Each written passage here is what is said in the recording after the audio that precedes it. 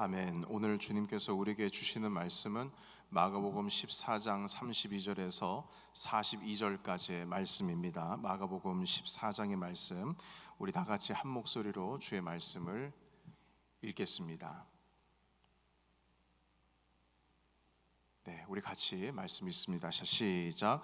그들이 겟세마네라 하는 곳에 이르매 예수께서 제자들에게 이르시되 내가 기도할 동안에 너희는 여기 앉아 있으라 하시고 베드로와 야고보와 요한을 데리고 가실새 심히 놀라시며 슬퍼하사 말씀하시되 내 마음이 심히 고민하여 죽게 되었으니 너희는 여기 머물러 깨어 있으라 하시고 조금 나아가사 땅에 엎드리어 될 수 있는 대로 이때가 자기에게서 지나가기를 구하여 이르시되 아빠 아버지여 아버지께는 모든 것이 가능하오니 이 잔을 내게서 옮기시옵소서.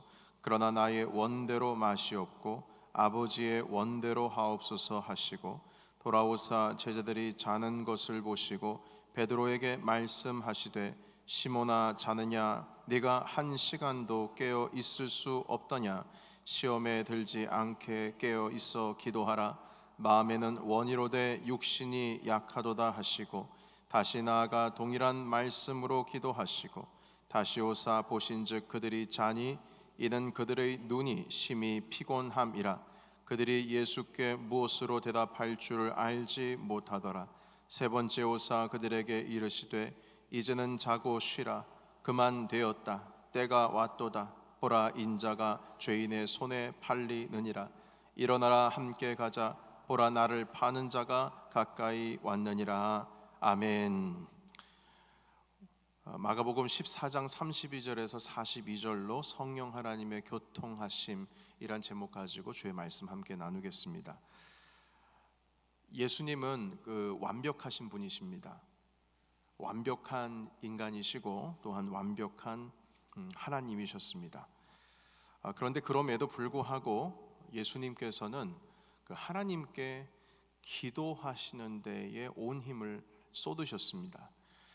새벽 미명에 아직 동이 터오르기 전에 산에 기도하러 올라가셨고 그리고 하루 일과를 마치신 후에 정말 엄청나게 피곤하실 그때에도 산에 기도하기 위해서 올라가셨습니다.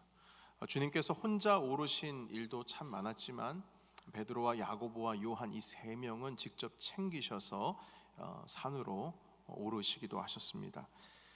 여러분 왜 예수님께서는 왜 이렇게 기도에 온 힘을 쏟으셨을까요? 그분은 능력이 끝이 없으신 분이십니다. 하나님께 뭐 필요한 거 간구하지 않으셔도 그분은 이미 돌을 떡으로 만드실 수 있는 능력이 있으시고 그리고 성경에 있는 것만 보더라도 뭐 기적을 베푸시고 병자 고치시고 죽은 자도 살리시는 그러니까 뭐 이 능력이라고 하는 것이 끝이 없으신 그러한 전능하심을 가지고 계신 분이셨습니다. 그럼에도 불구하고 예수님은 기도하셨습니다. 능력이 있으시고 부족함이 없으신 분이신데 왜 이렇게 기도에 온 힘을 쏟으실까요? 결론적으로 말씀을 드리자면 우리 예수님께서는 필요한 것이 있어서 간구하기 위하여 산에 올라서 기도하신 것이 아니라 하나님의 그 친밀한 교제를 위해서 기도의 세계로 들어가신 겁니다. 그 간구의 기도가 아니라 하나님 아버지와의 만남의 기도를 하기 위해서 들어간 것이죠. 예수님은 기능적으로 사역하시는 데에 결코 부족함이 없으셨습니다. 능력 부족하지 않으셨습니다. 그러나 이 사역을 감당하기 위해서는 하나님 아버지와 친밀한 교통이 있어야만 했습니다. 다시 말해서 성령 하나님께서 예수님과 함께 하시는 겁니다.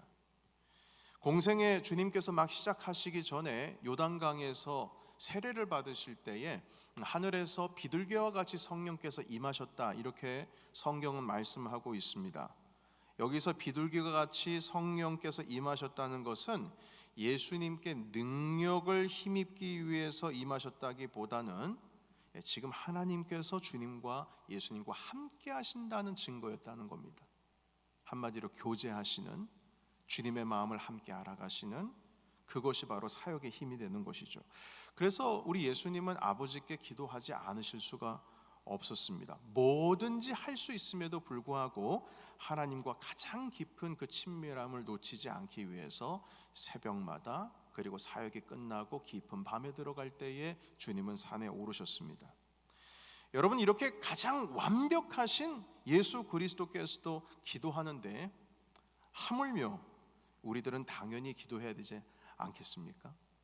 여러분, 주님도 기도하시는데, 여러분, 기도하지 않고도 내가 뭔가 할 수 있다라고 생각하는 것은 아주 큰 교만이고 오만입니다. 내가 당연히 할 수 있음에도 불구하고 하나님께 기도해야 합니다. 왜냐하면 우리에게 있어서는 능력이 우선되는 그런 제목이 아니고, 능력보다 우리 하나님 아버지가 우리에게 필요하기 때문입니다. 능력이 아니에요. 주님과의 관계 가운데서 힘이 오는 겁니다. 한순간도 여러분, 우리는 하나님 없이 살 수 있는 존재가 아닙니다. 우리는 그렇게 디자인되었습니다. 창조될 때 그렇게 디자인이 돼서 우리는 창조되었습니다. 주님이 없으면 안 돼요. 주님께서 당신의 호흡을 우리의 코에 넣어주시면서 우리에게 생명이 된 것 아니겠습니까? 주님 안 계시면 안 돼요. 주님의 호흡이 필요하다는 것이죠. 그래서 여러분, 우리는 이 기도라고 하는 것이 뭔가 하나님께 요구하고 우리가 필요한 것이 있어서 하나님께 간구하고 내가 부족하고 필요한 것을 채우는 데에만 쓰여지는 것으로 기도를 이해하면 안 됩니다. 궁극적으로의 기도는, 그 정체는 하나님 아버지와의 교제입니다. 만남이에요. 성령과의 교통입니다. 그 만남, 그 교통, 그것을 통해서 우리가 오늘도 살아갈 수 있는 이유를 발견하고 내 삶의 의미를 발견하고 그 만남 가운데에서 우리가 살아갈 수 있는 힘을 얻게 되는 것입니다. 여러분, 우리가 우리의 존재를 알지 못하면 내가 왜 살아가야 하는지를 모릅니다. 그렇게 되면 그 살아가야 할 이유의 자리를 하나님이 아니라 돈이 자리를 대신 차지할 수도 있어요. 가정, 내 자녀가 그 자리를 대신 차지할 수도 있습니다. 내가 왜 존재하는가? 내가 왜 살아가는가? 당연히 우리가 경제적인 활동을 하고 사랑하는 자녀를 양육하고 가정을 돌보고 일을 해야죠. 그러나 그것은 하나의 살아가는 우리의 방식이고 우리의 삶의 어떤 표본일 뿐, 가장 깊은 곳에는 그 모든 것을 통해서 이루어 가시는 것은 하나님의 마음과 주님의 뜻이 우리 가운데서 이루어지는 것입니다. 여러분, 그래서 우리는 주님과의 만남을 놓치면 안 됩니다. 예수 그리스도께서는 오늘 말씀도 보시게 되면 가장 위급할 때, 당신의 목숨이 지금 어떻게 될지 모르는, 우리 주님께서도 처음 경험하시는 거예요. 그래서 주님께서 그 고난이라고 하는 이 아픔, 두려움 가운데 쌓여 계십니다. 가장 위기에 빠졌을 때에 주님께서 하신 것은 무엇이냐면 하나님을 찾았습니다. 그런데 하나님을 찾았을 때 예수님께서 기도하신 것은, 하나님, 여기서 내가 빠져나오게 해주세요. 나로 하여금 이 십자가를 짊어지지 않게 해주세요. 저 지금 두려워요, 무서워요. 그냥 지나갔으면 좋겠습니다. 여러분, 사실 이 기도가 아닙니다. 물론 주님께서 나에게서 잔을 거두어 달라고 강하게 요구하긴 하셨습니다. 그러나 그 기도는 사실 그 십자가를 피해가기 위해서 요구하는 그 요구에 가까운 기도가 아니라, 궁극적으로는 그 십자가를 잘 견디고 지고 갈 수 있도록 하나님 아버지께서 당신과 함께 하기를 원하시는 교통하는 기도였다는 겁니다. 여러분, 결론적으로는 예수님께서는 이 잔을 받겠다고 하잖아요. 그러니까 과거에는 이 잔이 좀 지나갔으면 좋겠어요. 하나님 아버지, 내가 이 고통을 겪지 않았으면 좋겠습니다라고 기도하더라도, 그렇게 간구하더라도 하나님의 교통하심 가운데 그 마음을 알아보니까 여러분, 이거 십자가를 안 질 수가 없어요. 주님의 그 마음속에 깊은 속까지 교제하고 주님과 하나님과의 교통하는 가운데 있다 보니까 이 십자가를 짊어져야 되는 겁니다. 왜냐하면 인류를 구원해야 되잖아요. 하나님의 뜻이 거기에 있기 때문에 당신이 보냄을 받은 거잖아요. 그러니까 자기가 간구해야 하고 뭔가 얻어야 될 것을 주님께서 내려놓으십니다. 그리고 하시는 말씀이 주님, 제가 이 잔을 받겠습니다. 기도가 바뀝니다. 여러분, 우리도 마찬가지예요. 기도를 할 때 뭔가 필요가 있어서 하나님께 가까이 나아가면서도 결국 그 깊은 하나님 아버지와 교제와의 관계로 들어가면 내가 뭘 구해야 될지를 알아요. 내가 지금 구하고 있는 것이 그게 하나님께 기도해야 할 제목이 아니란 것도 압니다. 비로소 그때서야 비로소 하나님, 제가 이 고난을 잘 받게 해주세요. 이렇게 기도가 바뀌어져 가는 거죠.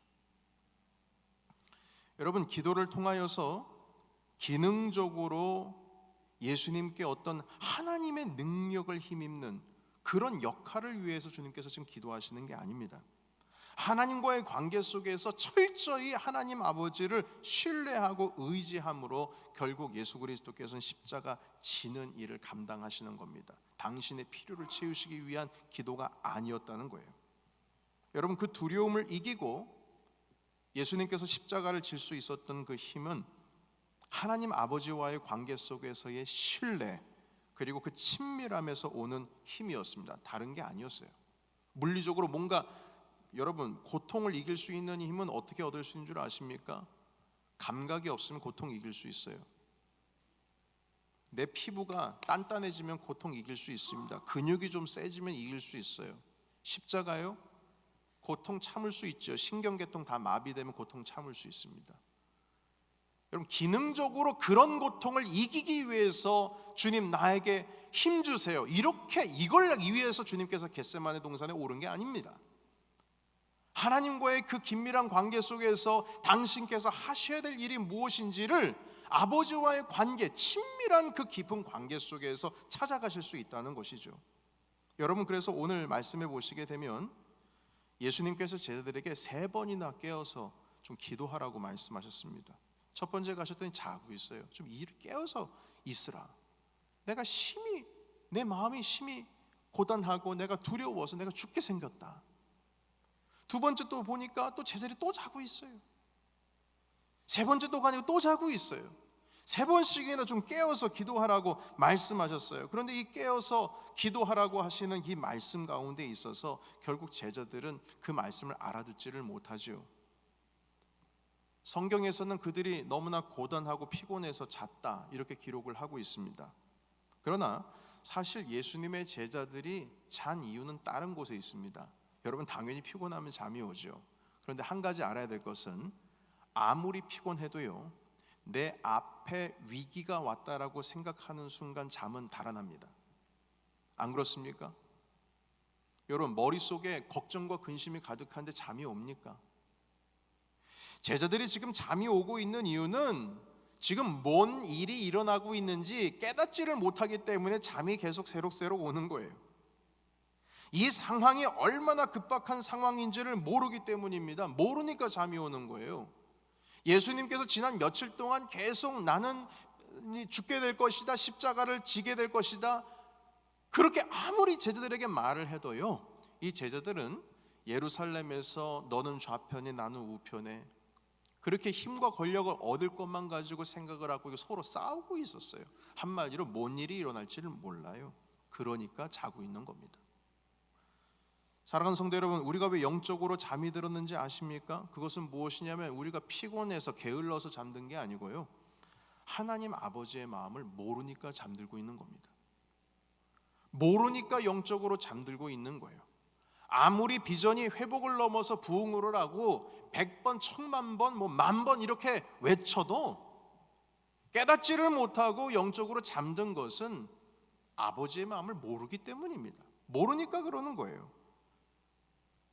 삼성 이제 완전히 글로벌 회사가 되었죠. 90년대 초반만 해도 삼성이라는 이름이 별로 이렇게 알려지지 않았는데 갑작스럽게 성장을 하고 이제는 글로벌한 기업이 되었습니다. 그런데 그 이건희 회장이 1980년대 후반에 직접 주재하는 회의에서 이런 말을 한 적이 있어요. 제가 지난 주간에 잠깐 영상 클립 하나를 봤는데 사장들을 다 모아놓고 직접 회장이 주재해서 회의를 인도하는 겁니다. 뭐라고 말하냐면, 여러분, 지난 우리가 10년 동안 매일 아침에 똑같은 밥 먹고 똑같은 양복 입고 매일 같은 차를 타고 매일 같은 넥타이를 매고 회사를 다니니까 여러분 세상이 어떻게 변하는지 모르지요? 여러분 모를 겁니다. 지금까지 똑같이 그렇게 살아왔으니까요. 나는 하루하루 세상이 급변하고 있는 것을 보고 알고 있으니까 지금 얼마나 우리가 위기인지를 아니까 변화하려고 부단히 애를 쓰는 겁니다. 지금 세상에서 반도체 업계가 얼마나 빠르게 변화하고 있는지 여러분 아십니까? 여러분 이런 표현을 써요. 모르는 게 약이라고. 여러분 모르잖아요. 모르는 게 약이라고. 모르니까 이렇게 편하게 늘어져 있는 겁니다. 아주 강하게 질책을 해요. 모르니까 늘어져 있는 거라고. 왜 이렇게 변화가 더디냐고. 심지어 그런 말 했잖아요. 죄송합니다만, 이런 표현 써서는 죄송합니다만, 마누라와 뭐만 빼놓고 다 바꿔야 된다고, 그런 표현까지 썼어요. 다 바꿔야 된다고, 무조건 변화해야 된다고. 그걸 알게 되면, 깨닫게 되면 여러분 이렇게 가만히 앉아 있을 수가 없는 거예요. 하면서 질책하는 모습을 잠깐 봤어요. 여러분 이게 우리 영적인 세계도 마찬가지입니다. 성경은 사탄이 우는 사자와 같이 삼킬 자를 찾아서 헤맨다라고 성경은 말씀하고 있는데, 그럼에도 불구하고 우리가 안일하게 있는 것은 우리가 모르기 때문이에요. 느끼지를 못하기 때문입니다. 알지 못하기 때문에 그렇게 늘어져 있는 거예요. 예수님의 제자들도 그걸 모르니까 지금 잠이 오는 겁니다. 예수님은 마가복음 14장 34절에 이렇게 말씀하고 있어요. 심히 고민하여 내가 죽게 되었으니 너희는 여기에 머물러 깨어있으라. 깨어있으라. 죽을 지경이라고 말씀하고 있습니다. 심지어 너희가 한 시간도 나와 함께 깨어있을 수 없느냐라고 말씀하시면서 지금 급박한 상황이 몰려오고 있음을 제자들에게 가르쳐 주셨어요. 그럼에도 불구하고 제자들은 잠이 들었습니다. 그 이유는 모르기 때문이에요.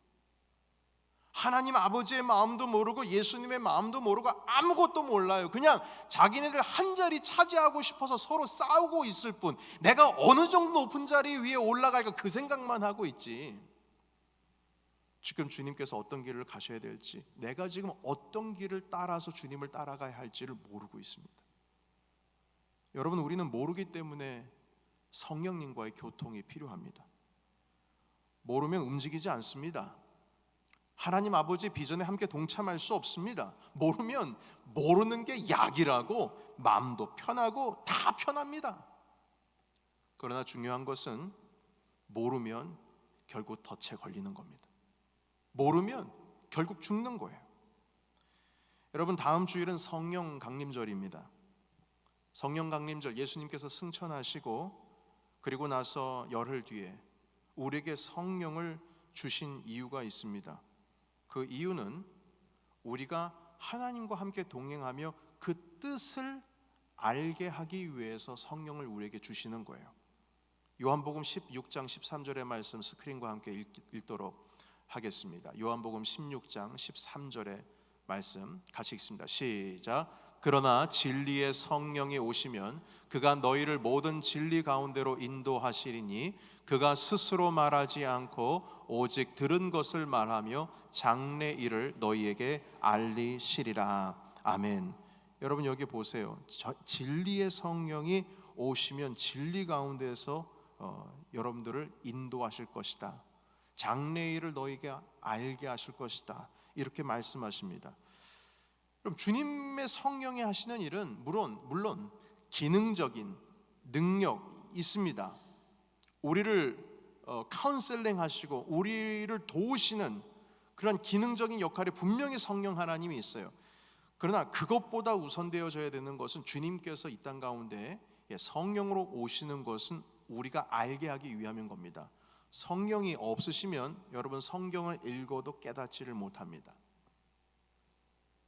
복음이 우리 가운데 들어와도 이 성령께서 내 안에 이걸 감춰두고 계시면 읽어도 복음을 듣긴 들어도 깨닫지를 못합니다. 그래서 믿음이라고 하는 것도 내가 이루는 게 아니에요. 이것도 은혜입니다. 하나님께서 깨닫게 해주시니까 우리가 믿는 거예요. 그 성령과의 교제가 없이 어떻게 우리가 살아가냐 이 말인 거죠. 성령님과의 교제가 없이 어떻게 신앙을 가질 수가 있냐는 겁니다.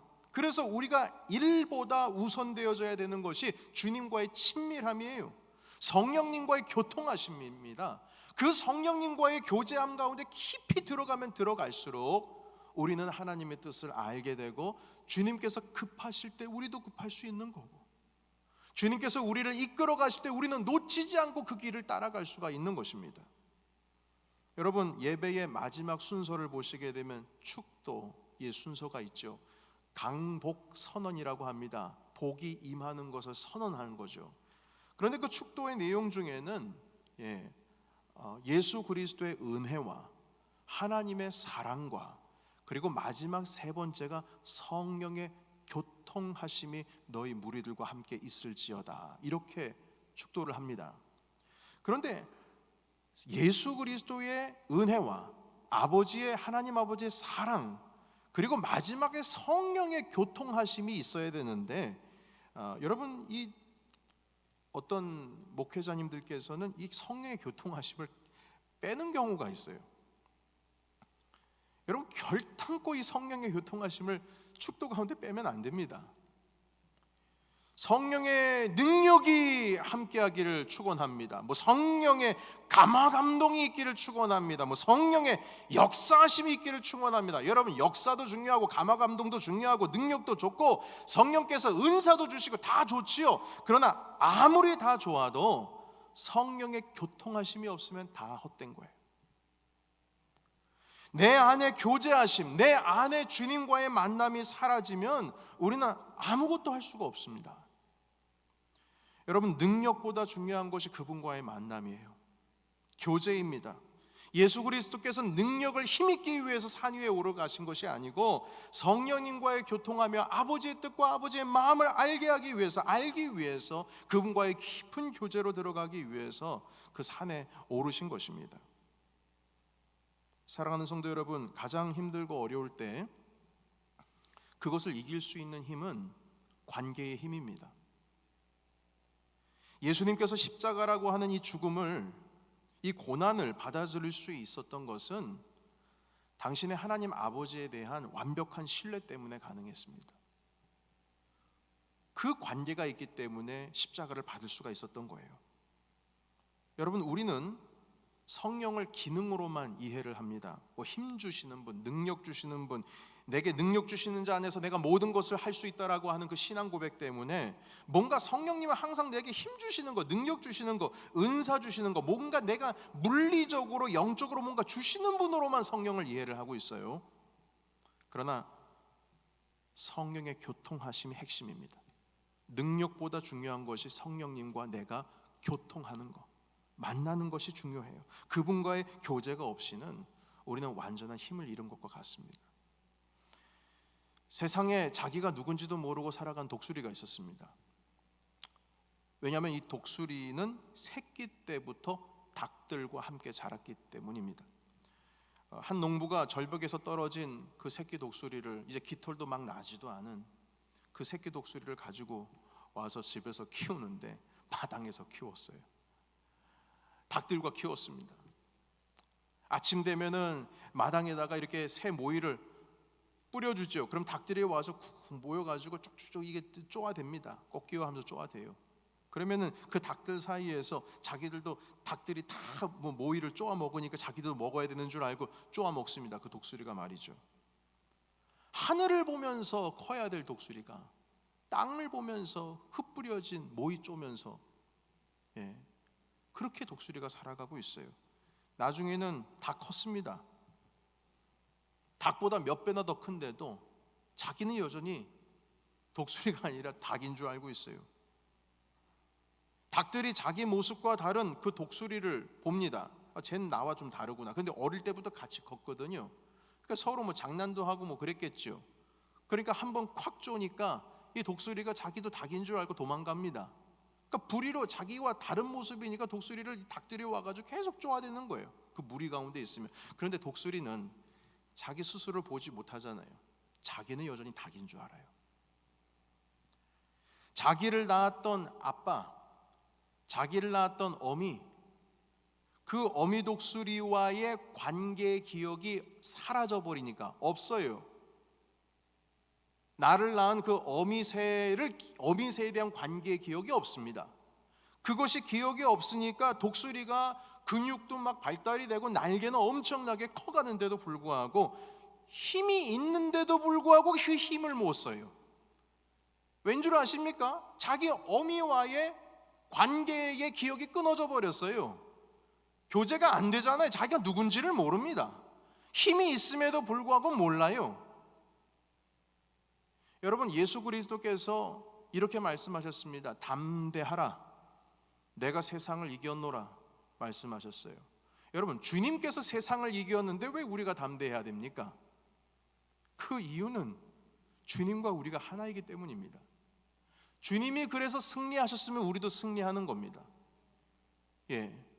예수님이 십자가에서 승리하시고 부활하셔서 만왕의 구주가 되셨으면 우리도 세상 가운데서 세상을 이기며 살아가야 할 권리가 있고 힘이 있는 겁니다.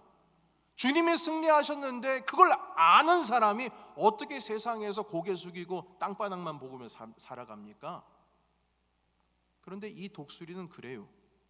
왜냐하면 자기 어미와 자기를 낳아준 아빠의 관계에 그 관계의 기억이 끊어져 버렸거든요. 마찬가지예요. 여러분, 우리가 정체성을 아는 것이 얼마나 큰 힘인 줄 모릅니다. 독수리가 자기가 독수리인 줄 알면 자기를 쪼아냈던 그 닭들은 살아남지 못해요.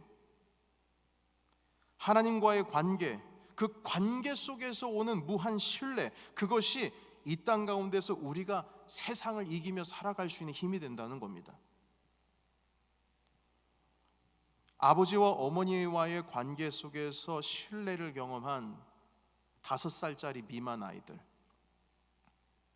내가 배고프면 엄마가 먹을 것 주고, 똥 싸도 엄마는 좋아가지고 아이고 우리 새끼 똥 쌌네 하면서, 그럼에도 불구하고 내가 사랑받고 있다라고 하는 것을 느끼는 그 아이가 5살 때까지 그렇게 무한한 아버지와 어머니의 신뢰를 경험한 아이들은요, 나중에 커서 도전적이고 두려움이 없는 아이로 변한다고 합니다. 그럼에도 불구하고 난 사랑받는 아이라고 하는 걸 알고 있어요. 본능적으로 압니다. 왜냐하면 아버지와 어머니와의 관계 속에서 오는 그 친밀함 가운데서 오는 담대함이 있기 때문이죠. 마찬가지입니다. 나의 정체성이 누구인가라고 하는 것은 성령님과의 교제하심과 교통하심 가운데서 우리가 살아나는 거예요. 주님과 한순간도 만약에 우리가 끊어지게 되면은 세상 가운데서 어떤 위험과 어떤 도사리고 있는 유혹이 올 때 정신 못 차립니다. 자기가 독수리인 줄 몰라요. 당신의 자식이 하나님의 아들인지 하나님의 딸인지도 몰라요. 여러분, 그러나 우리 성령 하나님과 교제하고 교통하는 삶 가운데로 들어가면은요, 세상에 어려운 일이 왔을 때 담대합니다. 주님이 이기셨으니까 나도 이긴다. 내가 도대체 누구냐? 하나님, 이 천지를 창조하신 전능하신 하나님께서 당신의 사랑하시는 독생자 아들을 십자가에 내어주시기까지 우리를 사랑하시는데 우리가 두려워하지 못할 게 뭐가 있겠어요? 두려워할 것이 뭐가 있겠어요? 두려워할 것이 뭐가 있겠어요? 그렇게 살아가는 겁니다. 여러분, 우리가 아버지와의 관계 속에서 성령님과 교통하심이 없다면 이 세상을 신앙 가지고 살아간다고 하더라도 그 신앙은 정말 별 볼 일 없는 신앙일 겁니다. 사탄도 웃을 거예요. 그렇게 말씀하시잖아요. 내가 바울도 알고 예수도 알고 다 아는데 넌 도대체 누구냐? 예수님의 이름을 입에만 달고 다니면 다 이기는 줄 아십니까? 본질이 아닌데, 본질이 하나님의 자녀로 살아가지가 않은데 입으로만 예수님의 이름으로 살아간다? 사탄이 웃습니다. 웃어요. 웃습니다. 너는 여전히 닭이야. 몸은 독수리인데 여전히 생각은 닭이야. 근래에 챗 GPT라고 하는 것이 등장했습니다. 여러분 혹시 들어보셨습니까? 챗 GPT라고 하는, 한마디로 AI, 인공지능 프로그램입니다. 뭐 인터넷에서 뭐 구글에서도 뭐 마이크로소프트에서도 이 인공지능 AI 프로그램이 있는 챗 GPT라고 하는 것을 출시를 했는데, 물론 지금 시험 단계에 있는 것 같습니다만 알아서 다 정리해 준답니다. 물어보면요. 예를 들면 내일 내가 한국에 처음 여행하는데 서울 3박 4일 여행 계획을 플랜 A, 플랜 B, 플랜 C로 가르쳐 줘. 이렇게 챗 GPT의 문장으로 쓰면요, 서울의 맛집부터 시작해서 어디가 가장 저렴하고 어디가 가장 서비스가 좋은지 호텔도 다 안내를 하고요. 그리고 첫째 날에는 이러한 플랜으로 다니고, 둘째 날에 이렇게 플랜 되고, 셋째 날은 이렇게 플랜으로서 여행하면 좋습니다라고 하고 1안, 2안, 3안 해가지고 다 알려준답니다.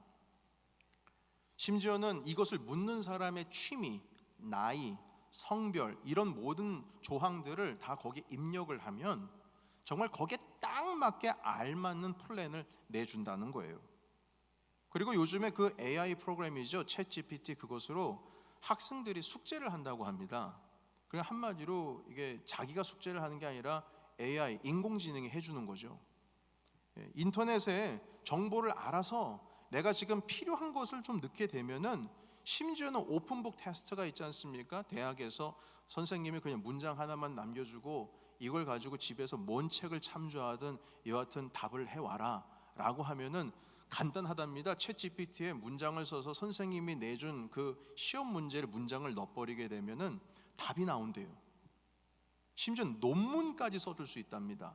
그래서 학교에서는 이 AI 프로그램 챗 GPT로 숙제를 한 건지 아니면 진짜 스스로 한 건지, 이게 시험을 봤을 때 챗 GPT한테 물어봐서 결과물을 뽑아낸 건지 아니면 자기가 직접 한 건지 알아낼 수 있는 프로그램을 다시 역으로 개발을 한다고 해요.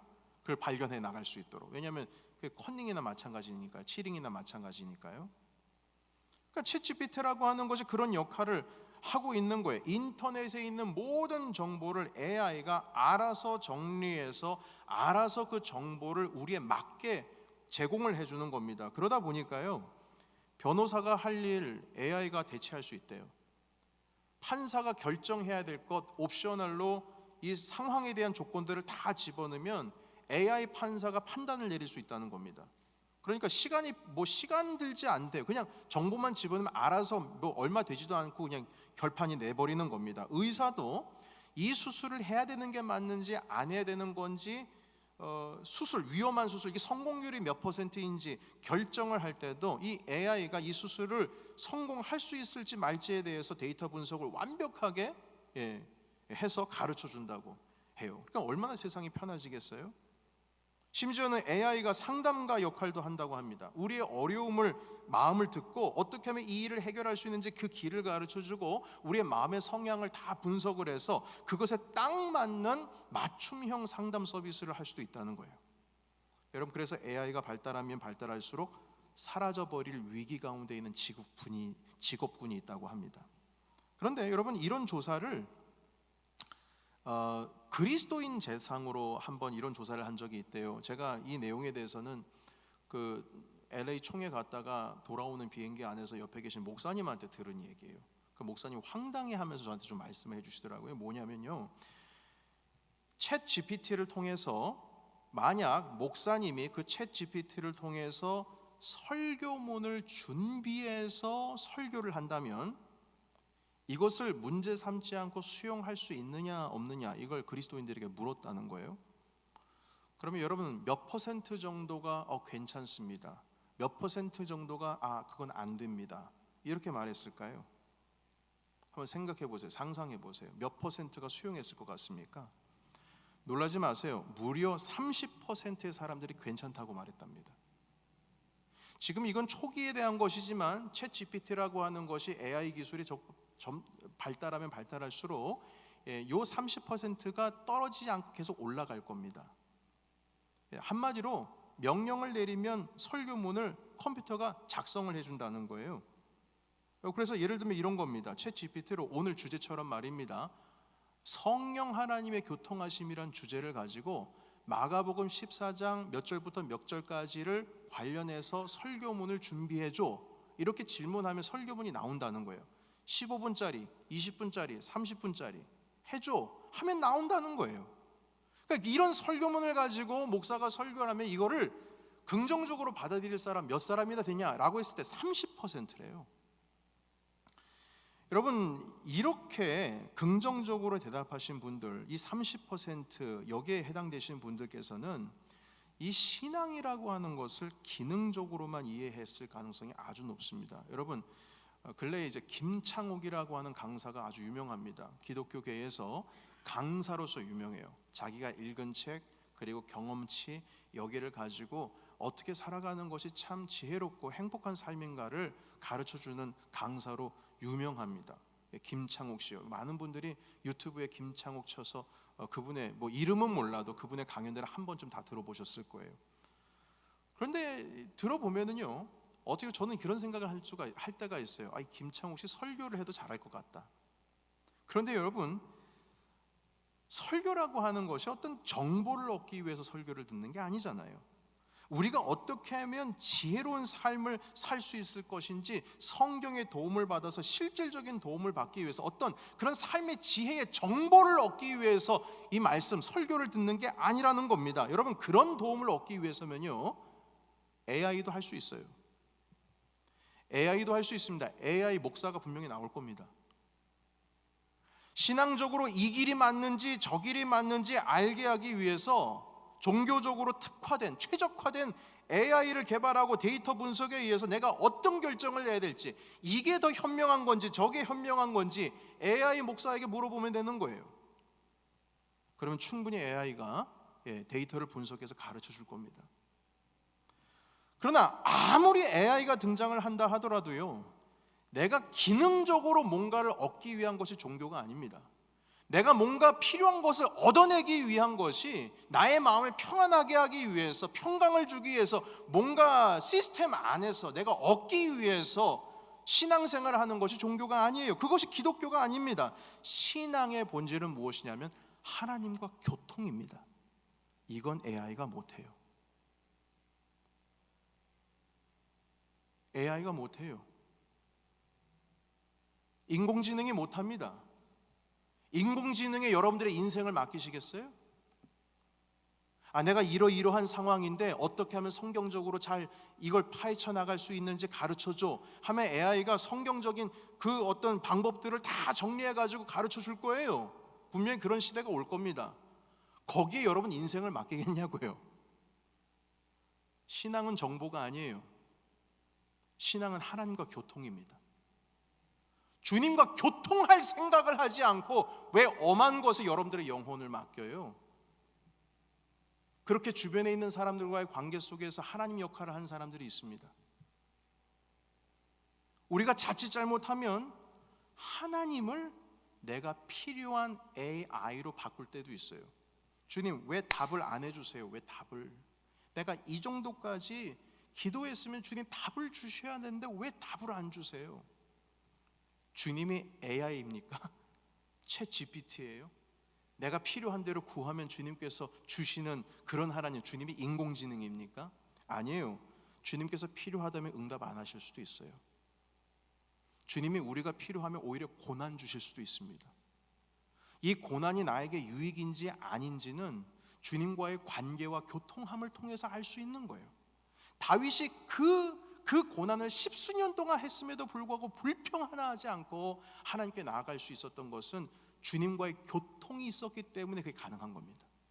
요셉이 감옥에 갇히고 자기가 의로운 일을 했음에도 불구하고 힘든 고난을 겪었었던 이유, 그럼에도 불구하고 하나님과 여전히 동행하면서 감옥에 있을 때나 어디에 있을 때나 하나님께서 요셉과 함께 하심이라, 그런 신앙 고백을 성경에서 가르칠 수 있던 것은 요셉이 주님과 교통했기 때문이에요. 아버지와 교통이 없이 그런 신앙 고백이 있을 수가 없습니다. 여러분, 그래서 우리가 신앙적으로 쉬운 답을 찾으려고 하면 안 돼요. AI로 만들어진 그 설교문을 목사가 설교할 때 그걸 긍정적으로 수용할 수 있다? 여러분, 그건 그렇게 말한 사람은요, 주님과의 교통이 뭔지를 모르는 사람입니다. 어떻게 하나님과 교통이 없는 설교를 여러분 들을 수가 있겠어요? 너무 쉽게 답을 찾으려고 한다면 10년 후에 20년 후에는 AI가 답을 줄 수도 있습니다. 그러나 내 인생에 AI가 답을 해주는 것, 기대하면서 살아가는 것 우스운 것 아니겠어요? 하나님께 AI처럼 반응하기를 원하지 마세요.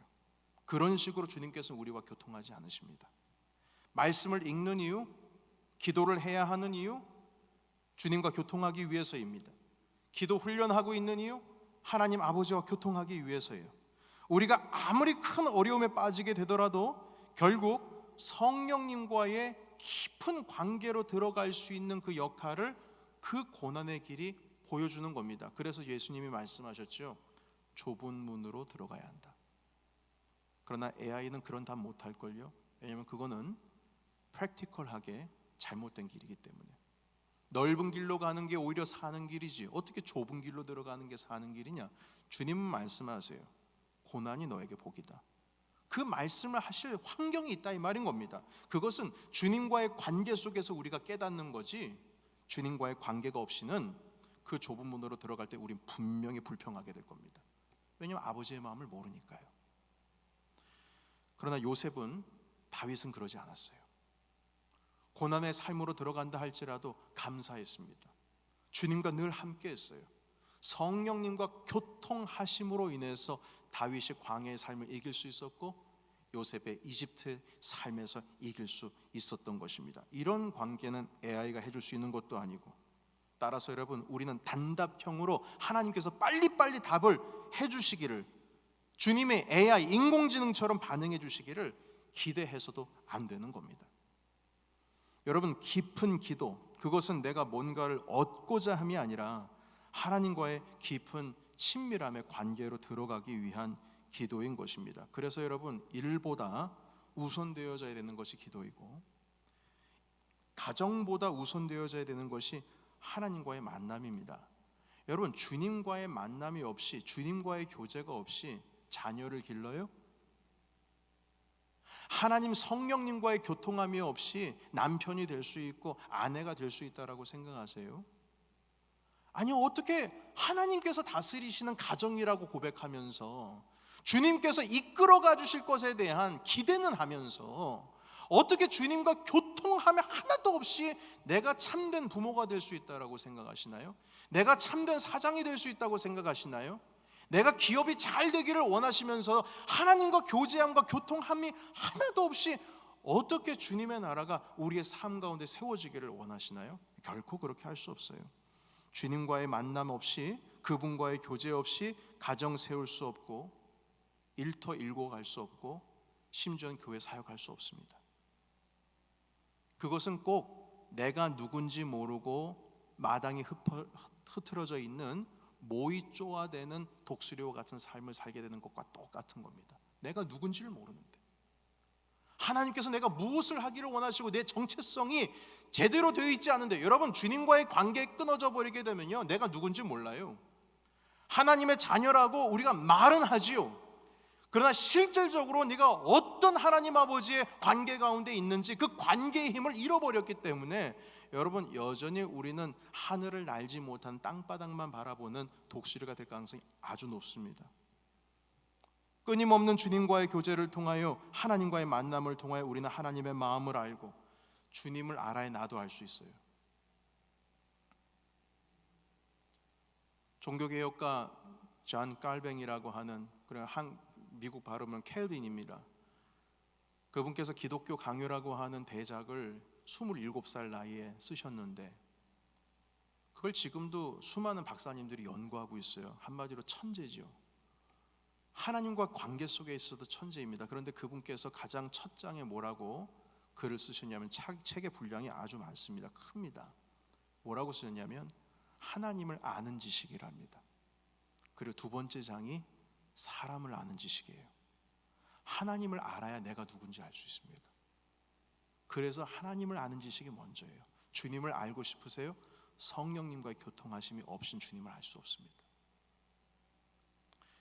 따라서 사역보다 중요한 것이 하나님과의 교제입니다. 그분의 마음을 알아가는 거예요. 그래서 예수님은 새벽마다 산으로 올라가셨고, 하루 일과를 마치시고 또한 산에 올라가시고, 가장 위급한 이때에 겟세마네 동산에 제자들을 이끌고 깨어 기도하기를 원하시면서 산으로 올라가셨습니다. 왜냐하면 주님 앞에 있는 것만으로도 그 관계를 통하여 힘을 얻을 수 있기 때문입니다. 여러분 혹시 기도하기 힘드십니까? 무엇을 위하여 기도해야 될지 모르십니까? 그렇다면 하나님 아버지 앞에 그냥 가만히 계십시오. 주님을 잠잠히 바라보는 것만으로도 주님은 여러분들의 능력이 되실 줄로 믿습니다. 그렇게 살아가는 겁니다. 그것이 우리가 참된 주님의 자녀로 살아가는 거예요. 오늘 이 말씀을 기억하시면서 예수님께서 가장 위급할 때 그 위급함을 피해가기 위해서 산에 오르신 게 아니에요. 주님과의 깊은 관계 속에서 오히려 십자가를 짊어지시기 위해서 올라가신 겁니다. 여러분 오늘도 우리가 깨어 있어야 합니다. 여쭙겠습니다. 여러분 영적으로 지금 깨어 있으십니까? 아니면 영적으로 잠들어 있습니까? 하나님과의 끊임없는 교제를 통하여서 날마다 깨워주시는 하나님의 인도하심 가운데 세상을 늘 이기시는 저와 여러분이 되시길 예수의 이름으로 축원합니다. 아멘. 기도하겠습니다. 하나님, 성령 하나님과의 교통하심, 우리는 지금까지 기도를 뭔가 간구하고 필요한 것을 채우는 것이라고 생각했지만 주님께서는 기도의 본질은 주님과의 교제를 하셨습니다. 예수 그리스도께서는 완벽하심에도 불구하고 하나님과의 깊은 교제를 위해서 산 위에 오르셨습니다. 하나님, 오늘 우리가 이 땅을 하나님 마당에 떨어져 있는 모이만 쪼아대는 독수리고 살아가지 않게 하기 위해서 오늘도 주님의 전에 주님을 찾기 위해서 왔습니다. 하나님, 우리의 정체성은 하나님의 자녀입니다. 예수 그리스도의 십자가 위에 돌아가신 그 그리스도의 보혈의 피로 말미암아 다시 산 인생입니다. 하나님, 우리가 스스로 우리가 누군지를 알게 하시고 예수 그리스도께서 세상에서 이기셨듯이 하나님 아버지, 우리도 함께 이기는 삶을 살 수 있도록 주님 우리와 함께 하시고 담대한 믿음을 주시옵소서. 우리 다 같이 음악에 맞춰 결단의 기도를 하나님께 드리겠습니다. 기도합니다. 살아계신 하나님 아버지, 오늘도 주님의 은혜 가운데 살아가기를 원합니다. 하나님과의 교제 가운데 주님의 마음을 알아가며 그렇게 살아가기를 원합니다. 기능적으로 능력을 얻기 위해 주님 앞에 있는 것이 아니라 주님과의 만남을 통해서 우리가 힘을 얻다는 것을 알기에 하나님 오늘도 주님을 살아갑니다. 하나님 아버지, 마당에 떨어져 있는 모이만 쪼아대는 독수리와 같은 모습이 아니라 하늘 창공을 훨훨 날아다니며 세상을 이기며 주님을 향하여 나아갈 수 있는 그러한 독수리의 삶을 살아갈 수 있도록 인도하여 주시옵소서. 끊임없는 하나님과의 교제를 통하여 끊임없는 하나님과의 만남을 통하여 하나님의 마음을 알고 나를 알고 그리고 이것이 내가 살아가고 가정을 세우고 일터를 세우고 교회를 세우는 가장 큰 힘을 얻을 수 있는 하나님 아버지 우리가 되게 하여 주시옵소서. 오늘도 깨어 기도하기 원합니다. 오늘도 깨어 주님과의 만남을 이어가기를 원합니다. 주님 우리와 함께하여 주시옵소서. 아버지, 오늘 주님의 만남을 통하여 하나님의 마음을 알고 그리고 주님 가운데 나를 알고 그리고 내가 살아가고 있는 가정을 세우고 일터 세우고 교회를 세울 수 있도록 주님 우리와 함께하여 주시옵소서. 우리가 독수리다 입으로는 고백하지만 살아가는 삶에 있어서 내가 누군지도 제대로 알지 못하고 모이만 쪼아대는 그러한 독수리의 삶이 아니라 하늘을 향하여 그 창공에서 훨훨 날아가며 아버지를 향하여 날아갈 수 있는 우리 모두가 될 수 있도록 주여 인도하여 주시옵소서. 예수님의 이름으로 간절히 기도하옵나이다. 아멘.